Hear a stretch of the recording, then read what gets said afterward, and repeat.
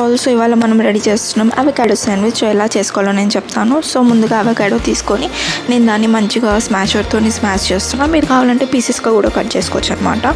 So ఇట్లా smash చేసినాక మనకి మంచి పేస్ట్లా అవుతుంది. సో దీంట్లో ఏమేమి వేయాలంటే ముందుగా ఆనియన్స్ వేస్తున్నా, దెన్ పెప్పర్ పౌడర్ వేస్తున్నా, దెన్ చాట్ మసాలా వేస్తున్నా, దెన్ దీంట్లో వచ్చేసి ఇటాలియన్ సీజనింగ్ డ్రాప్స్ కూడా యూజ్ చేసిన. నెక్స్ట్ వచ్చేసి నేను ఇక్కడ గార్లిక్ బటర్ తర్వాత 0 మైదా బ్రెడ్ తీసుకున్నా. ముందుగా ప్యాన్ మీద గార్లిక్ బటర్ అప్లై చేసినాక మంచిగా మన బ్రెడ్స్ అనేవి దాని మీద రోస్ట్ చేసుకోవాలి లైట్ బ్రౌన్ వచ్చేదాకా. ఆ తర్వాత అన్నీ ఒక దగ్గర పెట్టుకున్నా. దెన్ నెక్స్ట్ వచ్చేసి ఒక్కొక్క స్లైస్ తీసుకొని దాని మీద మనం ఏదైతే రెడీ చేసుకున్నాం లైక్ అవకాడో పేస్ట్ ఏదైతే ఉంది అది మంచిగా ఈక్వల్గా మొత్తం స్ప్రెడ్ చేసుకుంటాం అనమాట బ్రెడ్ మీద.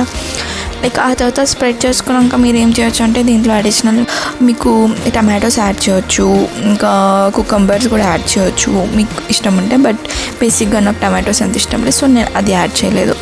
సో ఆ తర్వాత ఈ స్ప్రెడ్ చేసుకున్నాక ఇప్పుడు నెక్స్ట్ వచ్చేసి ఫ్యూ థింగ్స్ ఉన్నాయన్నమాట దీని మీద అప్లై చేయడానికి, అంతే. ఆ తర్వాత మన అవకాడో శాండ్విచ్ అనేది రెడీ అయిపోతుంది. సో ఇక్కడ నేను మంచిగా నీట్గా మొత్తం స్ప్రెడ్ చేస్తున్నా. నా చీజ్ తీసుకున్నా. చీజ్ తర్వాత కొంచెం chaat masala and pepper powder మీదకి వెళ్ళేసేసి చీజ్ మొత్తం మంచిగా గ్రేట్ చేసేసి దాని మీద ఇంకో స్లైస్ పెట్టిన. ఆ తర్వాత ప్యాన్ మీద మనం హీట్ చేసుకోవచ్చు లేదా ఓవెన్లో హీట్ చేసుకోవచ్చు.